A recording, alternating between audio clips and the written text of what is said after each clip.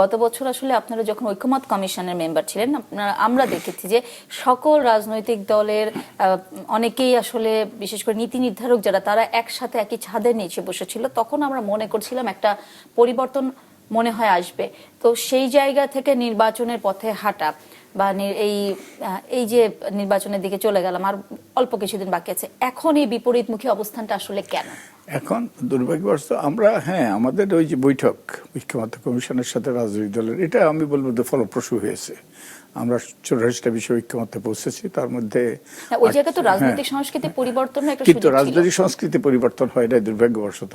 যেমন তারা যাদেরকে মনোনয়ন দিয়েছে, কিন্তু মনোনয়ন প্রক্রিয়াটা আমাদের আরপিওতে আছে, গণপ্রতিনিধিত্ব আদেশে আছে যে মনোনয়ন দেবে রাজনৈতিক দলের কর্মী সমর্থকরা, তাদের তৃণমূলের কর্মী সমর্থকরা তাদের প্রত্যেকটা আসনে একটা প্যানেল তৈরি করবে।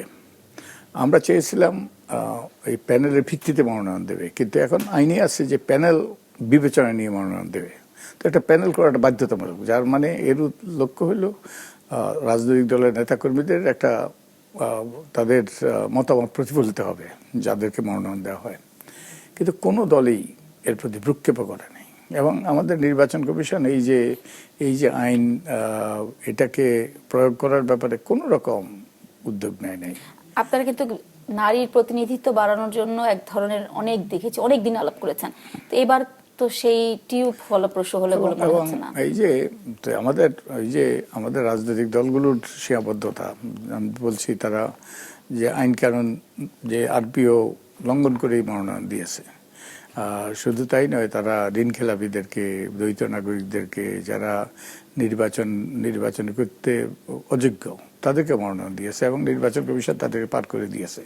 এবং আরো অনেকগুলো ক্ষেত্রে তারা অঙ্গীকার করেছে যে অঙ্গীকারগুলো তারা রক্ষা করে নাই। তারা প্রত্যেকটা দল, এবং এটা লিখিতভাবে তারা অঙ্গীকার করেছে, তারা অন্তত 5% আসনে তারা মনোনয়ন দেবে। কোনো দলেই এটা পূরণ করে নাই। কিছু কিছু দল কিছু দিয়েছে, আবার কিছু কিছু দল কোনো নারী মনোনয়ন দেয় নাই।